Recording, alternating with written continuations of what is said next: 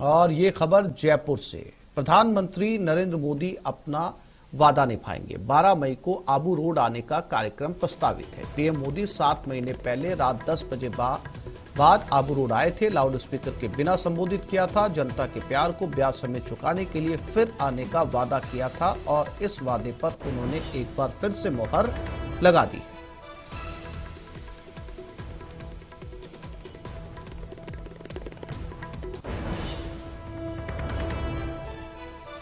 जब वो पहली बार आबू रोड आए थे तब उन्होंने दोबारा आने के लिए कहा था और अब एक बार फिर से वो आबू रोड पहुंच रहे हैं।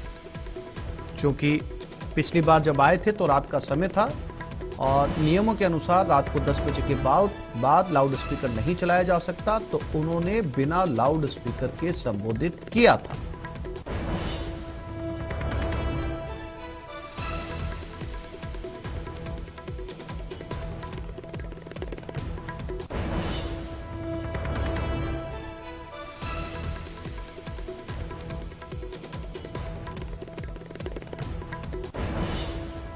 और इसी खबर पर सौरभ गृहस्थी हमारे साथ जुड़ गए हैं। सौरभ, प्रधानमंत्री नरेंद्र मोदी एक बार फिर से आबू रोड पहुंच रहे हैं, कार्यक्रम तय हो चुका है? जी बिल्कुल, कार्यक्रम बन रहा है, हालांकि अभी तय नहीं हुआ, प्रस्तावित कार्यक्रम है, लेकिन बताया जा रहा है कि प्रधानमंत्री नरेंद्र मोदी 12 मई को आबू रोड जो है वो पहुंचेंगे। क्योंकि जिस प्रकार से गुजरात चुनाव के दौरान प्रधानमंत्री आबू रोड आए थे, लेकिन उस दिन रात को 10 बज गए थे और चूंकि नियमों के अनुसार लाउड स्पीकर जो है वो उसकी परमिशन नहीं होती, इस लिहाज से प्रधानमंत्री ने बिना लाउड स्पीकर के जो है वो लोगों को संबोधित किया था और वहां पर वादा भी किया था कि वो वापस जो है वो आबू रोड आएंगे और लोगों से मिलेंगे। तो अब उसी कड़ी में ये कार्यक्रम जो है वो तय किया जा रहा है कि 12 मई को प्रधानमंत्री नरेंद्र मोदी आबू रोड आएंगे। संभवतः कुछ योजनाओं का लेकर जो है वो उसका इनॉग्रेशन या फिर जो लोकार्पण जो है वो प्रधानमंत्री कर सकते हैं। जी सौरभ, जानकारी के लिए आपका धन्यवाद।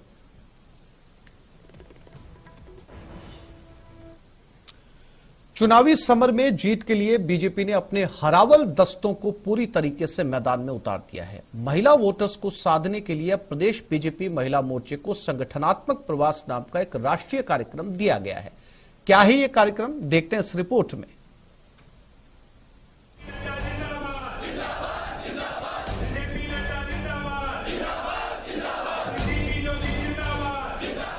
पिछले चुनाव में कांग्रेस से महज 0.5% वोट मार्जिन से पिछड़कर सत्ता से बाहर हुई बीजेपी ने इस बार चुनाव जीतने के लिए फुल प्रूफ प्लान तैयार किया है।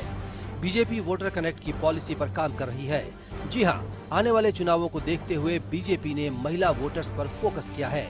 अब महिला मोर्चे को संगठनात्मक प्रवास की जिम्मेदारी दी गई है। बीजेपी महिला मोर्चा की कार्यकर्ता अलग अलग टोलियों में सभी विधानसभा क्षेत्रों में जाकर गहलोत सरकार के खिलाफ माहौल बनाने का काम करेंगी।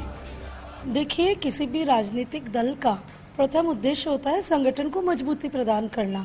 तो संगठन की मजबूती के लिए हम शक्ति केंद्र पे भी प्रमुखता से जाएंगे, साथ ही साथ बूथ को भी सशक्त करने के लिए महिला टोलियां निकलेगी। इसके तहत पहली बार महिला मोर्चा की कार्यकर्ता अपने मंडल और शहर से बाहर दूसरे विधानसभा क्षेत्रों में प्रवास पर रहेंगी। इस दौरान मोदी सरकार की योजनाओं की लाभार्थियों से संपर्क साधेंगी और उन्हें पार्टी से जोड़ने का काम करेंगी। बीजेपी महिला मोर्चे की अध्यक्ष अलका मुंदड़ा ने बताया कि मई के दूसरे सप्ताह से प्रदेश बीजेपी महिला मोर्चा की पदाधिकारियों और बहनों की टोलियां अलग अलग विधानसभा क्षेत्रों में प्रवास पर रहेंगी। अगले हफ्ते से मई माह के द्वितीय सप्ताह से हमारा प्रदेश के पदाधिकारियों के और प्रदेश की एक टोली के हर विधानसभा के अनुसार इसी तरह से कार्यक्रम आयोजित होने हैं और इनके प्रवास निश्चित समय अंतराल पर लगातार होते रहेंगे। बीजेपी महिला मोर्चा की अध्यक्ष अलका मुंदड़ा ने बताया कि कार्यक्रम के तहत जनधन, उज्ज्वला, स्वच्छ शौचालय, आवास, सुकन्या समृद्धि जैसी योजनाओं की महिला लाभार्थियों से संपर्क करने के साथ ही समरसता के कार्यक्रम आयोजित किए जाएंगे। इसके अलावा मिलेट ईयर के तहत सभी जातियों की महिलाओं के घर जाकर श्री अन्न का कार्यक्रम भी आयोजित किया जाएगा। अभियान, सदस्यता अभियान संगठन का एक प्रमुख कार्य भी होता है। तो इसमें हम नवीन सदस्यता करेंगे, नव मतदाताओं से संपर्क करेंगे और जिन्होंने भी मोदी सरकार से जो लाभ प्राप्त किया है, चाहे जनधन द्वारा, उज्ज्वला द्वारा, स्वच्छ शौचालय, आवास, दीनदयाल ग्राम ज्योति योजनाएं या सुकन्या समृद्धि, इस तरह की जितनी योजनाओं द्वारा बहन बेटियां लाभान्वित हुई है, उनसे भी हम लगातार संपर्क करेंगे। बीजेपी महिला मोर्चे की टीमें प्रवास कार्यक्रम के तहत हर विधानसभा क्षेत्रों में पहुंचकर ग्राउंड लेवल पर बीजेपी के पक्ष में माहौल बनाएंगी। साल 2019 में लोकसभा चुनाव हो या फिर उसके बाद उत्तर प्रदेश के विधानसभा चुनाव, बीजेपी की बड़ी जीत के पीछे महिला वोटर्स की भूमिका महत्वपूर्ण मानी गई है। यही कारण है कि राजस्थान में भी महिला वोटर्स को साधने के लिए बीजेपी ने महिला प्रवास कार्यक्रम अपनाया है। कैमरा पर्सन मानसिंह के साथ सौरभ गृहस्थी, न्यूज 18 राजस्थान, जयपुर। झुंझुनू के मंडरेला कस्बे में इलाज के दौरान एक महिला की मौत हो जाने पर परिजनों ने अस्पताल पर इलाज में लापरवाही का आरोप लगाते हुए अस्पताल के दरवाजे पर शव रखकर प्रदर्शन शुरू कर दिया। जानकारी के अनुसार चूरू के नौरंगपुरा की 58 वर्षीय राजबाला की सोमवार सुबह तबियत खराब हुई थी। उसके बाद परिजन उसे इलाज के लिए मंडरेला के नेहरा अस्पताल में लेकर पहुंचे थे, जहां पर लगातार तबियत बिगड़ती गई। इसके बाद देर शाम को महिला की मौत हो गई। इसके बाद परिजनों ने अस्पताल पर इलाज में लापरवाही का आरोप लगाते हुए महिला के शव को अस्पताल के मुख्य दरवाजे पर रखकर प्रदर्शन शुरू कर दिया। अस्पताल के दरवाजे पर महिला के शव रखकर प्रदर्शन करने की सूचना पर मंडरेला थाना अधिकारी मौके पर पहुंचे।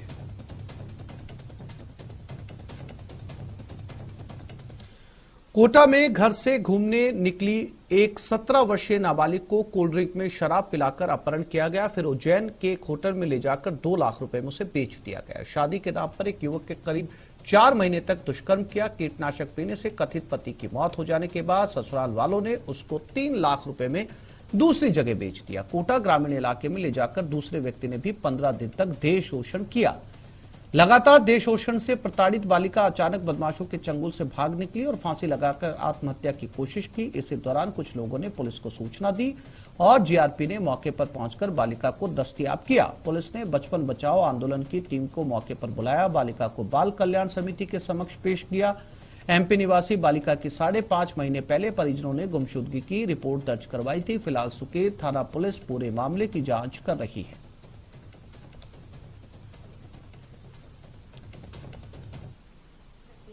उसके पति की मृत्यु हो गई। उसके बाद उसके ससुराल वालों ने उसे किसी अन्य व्यक्ति को 3 लाख में बेच दिया। इस संबंध में जिला कटनी के संबंधित थाने में कार्रवाई की जा रही है।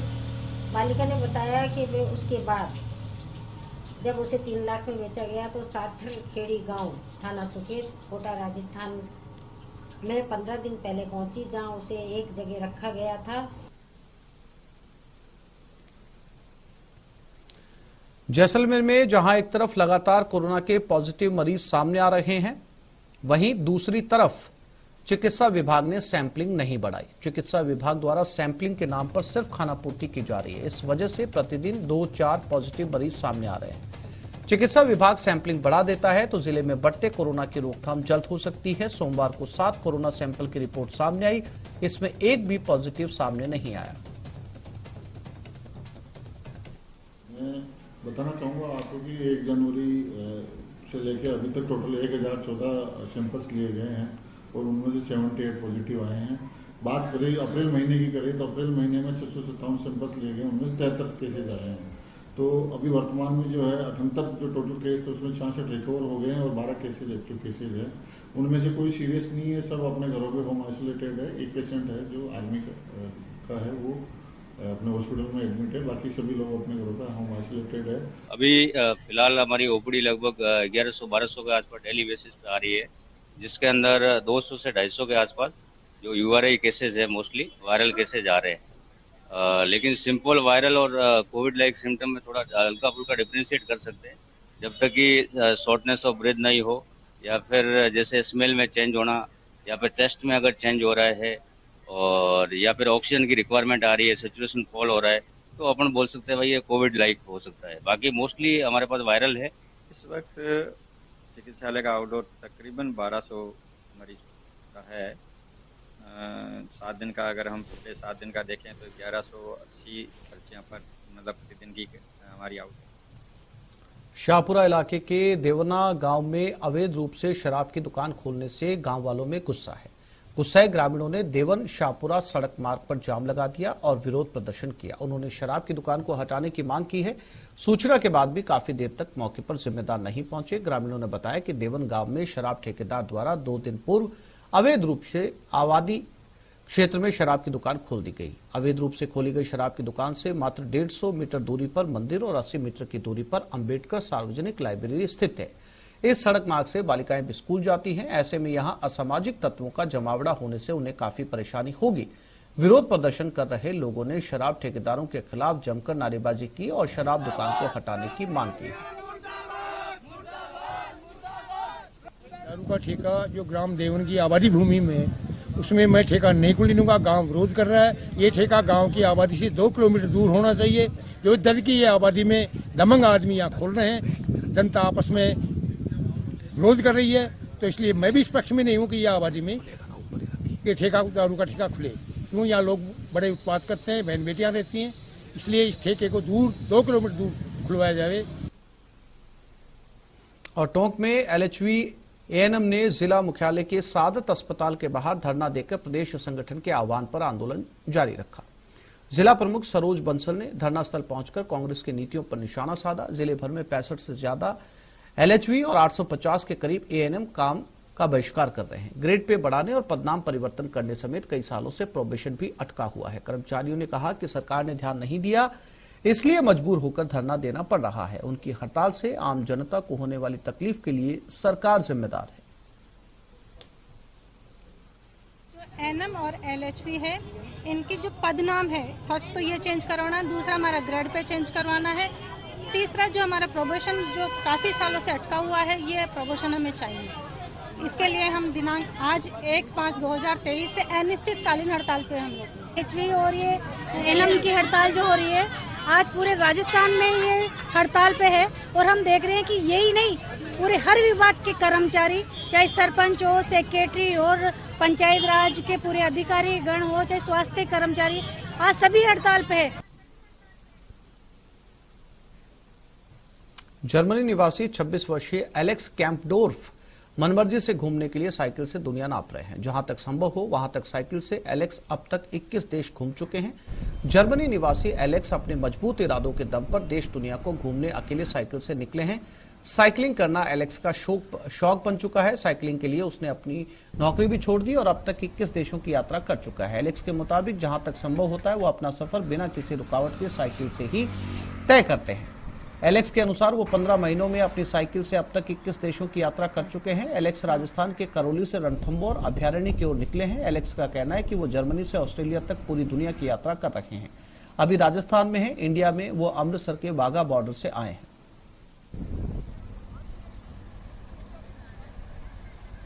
I'm cycling around the world from Germany to Australia, and now I'm here in India, Rajasthan, and yeah, I've covered already 21 countries on my journey. And in India, I came from Wagah border, Amritsar, visited Golden Temple, and went to Agra, visited Taj Mahal and Red Fort, and now I'm on the way to Ranthambore National Park, and then further on to Goa, Kochi. ये खबर श्रीगंगानगर से। पंजाब की युवती का शव गंगानगर में मिला। 20 वर्षीय युवती का शव नहर में मिला। पुलिस की सूचना पर परिजन गंगानगर पहुंचे। पुलिस ने शव को अस्पताल की मोर्चरी में रखवाया। 29 अप्रैल से घर से लापता चल रही थी मृतका। परिजनों ने युवती की हत्या कर नहर में फेंकने की आशंका जताई।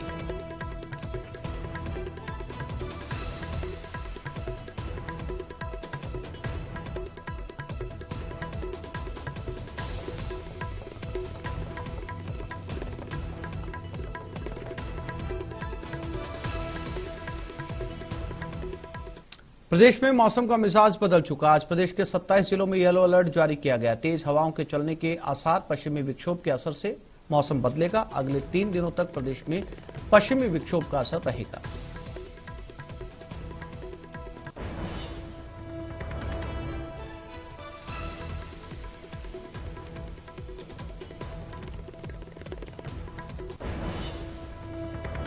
तो पिछले कई दिनों से प्रदेश में मौसम का मिजाज बदला हुआ है। कहीं ओले गिरे, कहीं बारिश, और अब एक बार फिर से 27 जिलों में येलो अलर्ट जारी किया गया है। यानी कि सामान्य से तापमान कम रहने वाला है और ये सब कुछ हो रहा है वेस्टर्न डिस्टर्बेंस की वजह से।